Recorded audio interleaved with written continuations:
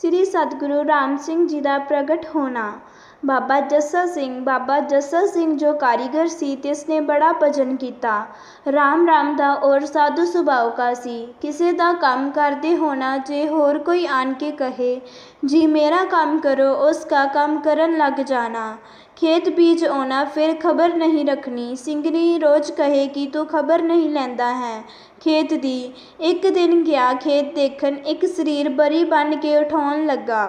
बाबे जस्सा सिंह ने चुंब मारी हुई सी, कोलों दी लंघ चलिया। उस शरीर ने समझिया जो राही जांदा है, आवाज़ां मार के सद्दिया। जस्से ने अपने खेत दी बरी उसनूं चुका दित्ती। जेड़े पशु नूं उसने पट्ठे पाए वो मर गया। फिर एक बारी बोहल बनाया होया चोरा ने चुकिया। जस्सा देखता रहा पर बोलिया नहीं। जिसने जाय के शकिया सो मर गया। चोरा समझिया जो ये करामाती है, संत है, इसते खेत दा पट्ठा ना छेड़िया करो। जो किसी दा पशु बाबे जस्से दी पैली वल जावे तां दूरों ही मोड़ लेना कि किसी ने पट्ठा खा लिया तां मर जाएगा। सतगुरु राम सिंह जी प्रगट हुए। जब माई सदा कौर के प्रसूत होने का समय आया तो एक मशक जैसा आकार जन्मया। दाई ने देखा मां श्वास बिना है। बाबे जस्सा सिंह जी के आगे लियाए रखा। बाबा जी एक तिनखा लैके छेड़िया, जल जिहा होए फिसिया। बाबा जी देख के आश्चर्य रहे। उसी वक्त टोआ कट के घर में दबाई दिया। दाई घर को चली गई। माई सदा कौर जी स्नान करके पवित्र होए। बाबा जस्सा सिंह ते माई जी दोनों आपस में गल्लां करने लगे। बाबा जी कहिया साडे घर मशक पैदा होई है, लोग मशकरियां करनगे। हर्षा परमेश्वर जी जो तेरी रजाई है। बेसगनी जही वार्ता हुई है। हे राम, इयों की हो गया है, इयों की पाना वर्ताया है। इसी तरह की सोचा करने लगे। श्री सतगुरु राम सिंह जी बालक रूप धार के संमत 1872 बिक्रमी बाघ सुदी पंचमी ते छठ दी विचकारली रात अद्धी रात तो बाद राइयां नगर विच माई सदा कौर की गोद में प्रगट पए।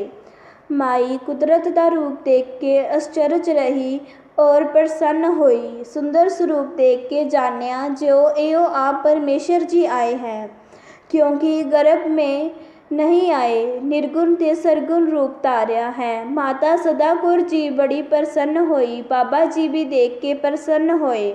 सुखे मन जो से सो हरे होए आए। ज्योत स्वरूप का दर्शन करके कमल टहक आए। इस कौतुक को माता सदा कौर जानते हैं।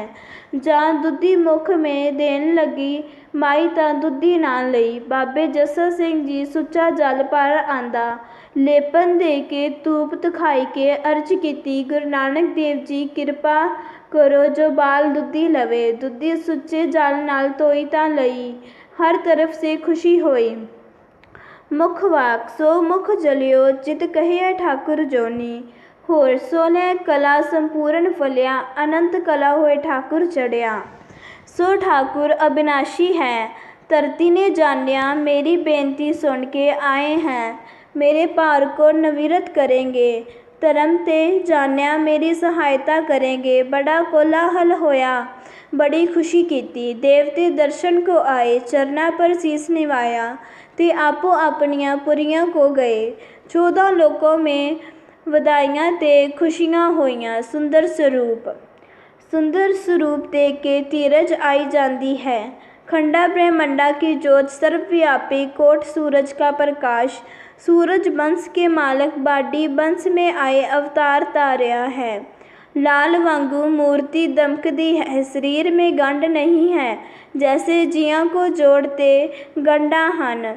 सरु वांगू शरीर पतला, सूक्ष्म अंग पतले हैं, जैसे सूरज चढ़ता है। इसी तरह दिलों के अंधेरे को दूर करनगे। पापियों को शोक पहुँचेगा, संतां को खुशी होवेगी। धर्म ਵਧੇਗਾ, पाप कटेगा। दिन चढ़िया तो वधाइयां मिलने लगियां। गुड़ प्रसाद वरतावने लगे। दाई ने भी सुनिया, कहने लगी पुत्र कित्थों होना है। मशक जिही जन्मी सी, सो मेरे खड़े ही बाबा जी ने दबाई दिती सी। ਜਨਾਨੀਆਂ ਨੇ ਕਿਹਾ ਕਿ ਤੂੰ ਝੂਠੀ ਹੈ, ਅਸੀਂ ਆਪ ਦੇਖ ਕੇ ਆਈਆਂ ਹਾਂ। ਬੜੇ ਸੁੰਦਰ ਸਰੂਪ ਖੇਡ ਰਹੇ हैं। ਨੱਕ ਤਿੱਖਾ ਖੰਡੇ ਕੀ ਨਿਆਈ ਹੈ। ਨੇਤਰ ਸੂਰਜ ਚੰਦਰਮਾ ਦੀ ਤਰ੍ਹਾਂ ਦੂਰੋਂ ਹੀ ਮੋਹਦੇ ਹਨ। ਦੋਨੋਂ ਬੁੱਲ ਸੂਖਮ ਪਤਲੇ ਫੁੱਲ ਗੁਲਾਬ की तरह हैं। आप निरंकार आकार धारिया है। दाई सुन के नट्ठी आई, देख हाथ जोड़ के कहने लगी, इयों तो कोई नूरी है, खाकी आदमी नहीं है। चरना पर हाथ लगाया ते नमस्कार कीती। दाई ने कहा, कई बालक मेरे हाथ में जम्मे हैं, पर ऐसी किसे नहीं कीती जैसी इस बालक ने करी है। इयों तो परमेश्वर का भेजा आया है। इसकी देही हड्ड मांस की नहीं है, कुदरत जी देह धार बैठे हैं। अपनी शक्ति नाल कलाधारी है। आप परमेश्वर जी आए अवतार धारिया है। बाबा जी गफ्फा दिता वधाई दा तां दाई उस्तत करदी गई। जिथे जाए गल करे कि जस्से दे घर बालक होया है, पर गर्भ से नहीं आया, कुदरत नाल मूर्ति धार बैठा है। सुन सुन के लोग अश्चरज रहे, कहन बंदगी वाला बड़ी कमाई वाला आया है। माई सदा कौर जी जानिया, जो इयों तो परमेश्वर जी ने अवतार धारिया है। बाबा जी भी बचित्र चलित्र देख के समझिया, जो इयो जीव नहीं है, इयों तो बड़ी कमाई वाला परमेश्वर का प्यारा आया है। मानो धर्म की मूर्त धरती पर धार बैठे हैं। निर्गुण तो सरगुण ਸਰੂਪ। ਧਰਮ ਵਧੇਗਾ, ਪਾਪ ਘਟੇਗਾ। ਸਤਿਗੁਰੂ ਜੀ ਦਾ ਬਾਲਪਨ। ਜਾਂ ਗੁਰੂ ਜੀ ਮਹੀਨੇ ਦੇ ਹੋਏ ਤਾਂ ਗਰਦਨ ਉਠਾਈ ਕੇ ਦਰਸ਼ਨ ਦੇਣ ਲੱਗੇ, ਜਾਂ 7 ਮਹੀਨੇ ਕੁ ਹੋਏ ਤਾਂ ਚੌਂਕੜੀ ਮਾਰ ਕੇ ਬੈਠਣੇ ਲੱਗੇ। ਰੋਂਦੇ ਨਾ ਸੋ, ਸਦਾ ਹੀ ਖੁਸ਼ੀ ਰਹਿਣਾ। ਜਿੱਧਰ ਝਾਕਣਾ ਉਧਰ ਹੀ ਇੱਕ ਟਿਕ ਝਾਕੀ ਜਾਣਾ। ਦਿਨੋਂ ਦਿਨ ਅੰਗ ਵੱਧਦੇ ਜਾਂਦੇ हैं। ਲੱਤਾਂ ਪੈਰਾਂ ਹੱਥ ਦੇ ਬਲ ਨਾਲ ਅੱਗੇ ਕੇ ਤੁਰਦੇ हैं। ਧਰਤੀ पर रेड़ के माता जी बड़े अदब नाल सेवा करनी, बस्तर सफ़ा करने, हर वक्त निगाह में रखने। माता सदा कौर कोई को दिन पाई के पेकी गए नंगल में। परस्पर मिले, सुख सांद पूछी। नानके बड़े प्रसन्न होए दोहते का दर्शन करके, जैसे अवतार धारिया सी। जां यह बिरतांत सुनिया तां जानिया, जो कोई बड़ी कमाई वाला संत पैदा होया है। इस तरह होर कोई नहीं सुनिया। इयों तां कला वाला बालक जम्मिया है। बाबा जस्सा सिंह जी लैन गए नंगल में। नानी ने कहा, मैं तां तोरांगी, जां काका डिंग भरन लगेगा। अंतर्जामी गुरु जी बाबे जस्सा सिंह जी का संकल्प जान के बल धार के उठ खड़े हुए, 5 कदम आगे को तुरे। बाबे जस्सा सिंह जी बचन किता, लवो तुरने भी लग पे हैं। देख के सारा परिवार अश्चरज रहे। बाबा जस्सा सिंह जी रामदासपुरे में ले आए। महाराज बुद्ध सिंह जी का जन्म। बाल लीला करदे 4 बरस के जा होए तां दूई मूर्ति महाराज बुद्ध सिंह जी अवतार धारिया। असू सुदी तीज सम्मत 1806 बिक्रमी दिन बुधवार रामदासपुरे में देवते दर्शन को आए। बड़ी खुशी की, सीस निवाई के आपो अपनियां पुरियां को गए। दिन चढ़िया तां वधाइयां मिलने लगियां, गुड़ प्रसाद वरताया, बड़ी खुशी होई। मुख वाक वधी वेल बहु पीढ़ी चाली, धर्म कला हरबंद बहाली। मानो धर्म की तुजा खड़ी हुई है। दान पुण्य किता, 15 दिन दुधी नहीं लाई।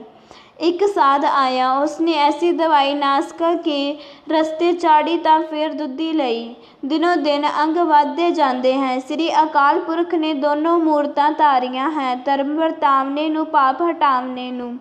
गऊ गरीब का कष्ट कट्टन ਨੂੰ दर्शन दिता है। दिनों दिन दोनों भाइयों के अंग ਵਧਣੇ लगे। सतगुरु जी का मंगना। जहाँ सतगुरु जी 5 बरस के होए, तरोड़ा थी साहबू आया रामदासपुरे में। फिर बाबे जस्सा सिंह के घर आया, राम राम करी। माता सदा कौर जी बड़े आदर नाल बिठाया, प्रसाद छकाया। श्री सतगुरु जी वेहड़े में खेड़ते देख के ते मोहनी मूर्त का दर्शन करके मोहया गया। कहने लगा, साहबू की मैं तां इस लड़के नूं ਦੇ ਚੁੱਕਿਆ ਹਾਂ ਜਾਂ ਘਰ ਜਾ ਕੇ ਗੱਲ ਕੀਤੀ ਤਾਂ ਕੁੜੀ ਦੀ ਮਾਂ ਨੇ ਸੁਣ ਕੇ ਕਿਹਾ ਕਿ ਉਹ ਤਾਂ ਪਿੰਡ ਛੋਟਾ ਹੈ, ਸਾਡੇ ਪਿੰਡ ਕੇ ਉੱਥੇ ਵਗ ਚੜ ਕੇ ਆਉਂਦੇ ਹੈ। ਸਾਬੂ ਨੇ ਕਿਹਾ ਕਿ ਮੈਨੂੰ ਤਾਂ ਪਿੰਡ ਵੱਡਾ ਦਿਸਿਆ ਹੈ, ਮੈਂ ਤਾਂ ਸਾਕ ਕਰ ਚੁੱਕਾ ਹਾਂ, ਜਿੱਥੇ ਕਰਨਾ ਸੀ ਮੁੰਡਾ ਪੁੱਜ ਕੇ ਸੁੰਦਰ है। रुपया सगन का भेज दिता। रामदासपुरे में मंगने की रीति की। माई सदा कौर ते बाबा जस्सा सिंह को बधाइयाँ मिलने लगियाँ। जज्जे अखर पर जस्सा सिंह तिसके घर में राम परत है। मंगलाचार के गीत गायने कीते। 35 लिखी। बाबा जस्सा सिंह जी दलील की कि इनू किधरे पढ़ने पाइए। अंतर्यामी श्री सतगुरु राम सिंह जी 35 लिख के दिखाई दिती। 5 वर्ष के से तब बचन किया, मैनू कौन पढ़ाउण वाला है। बाबा जी देख के 35 ते सुन के बचन अचरज मानी, देखो बालक की गल्लां करता है। सतगुरु जी अपने स्वभाव में मगन रहना, जो आई के दर्शन करता है सो मोहिया जाता है। मुखड़ा देखने से बिरती नेत्रा की नहीं हटती है। पतले सूक्ष्म शरीर का आकार आप निरंकार जी ने धार्या है।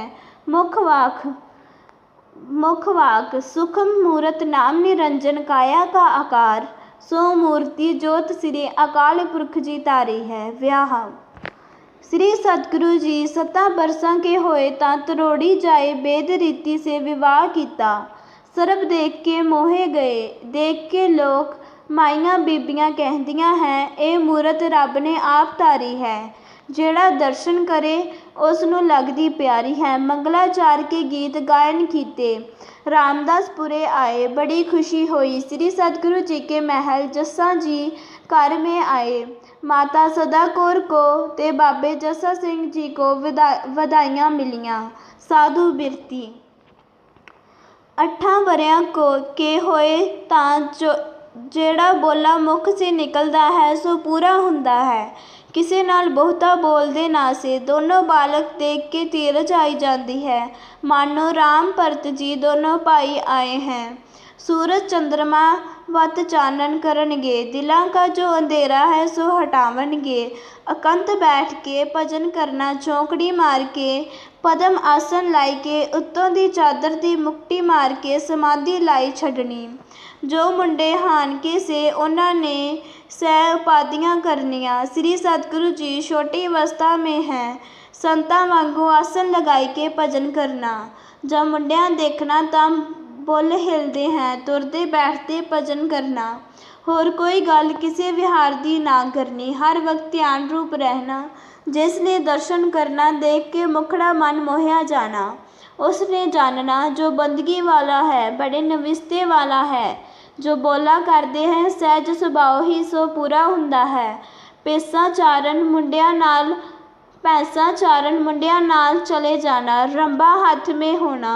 रब्बे पर सोटी मार के राग वांगू तुक पड़नी, कुछ समझना मुंडिया नू पैनी। महाराज बुद्ध सिंह जी का मंगना अते विआह।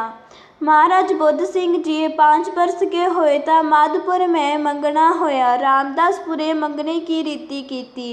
बधाइयाँ मिलियाँ, बड़ी खुशी की। श्री सतगुरु राम सिंह जी अकाल पुरख हैं, दूजे भाई बुद्ध सिंह जी हैं।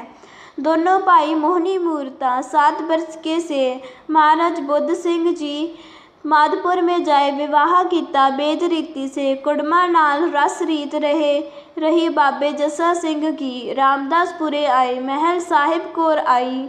माई सदा कौर ते बाबे जस्सा सिंह को बधाइयाँ मिलियाँ। परिवार में जैसा जैसा देना लेना सी सो दिता लिया।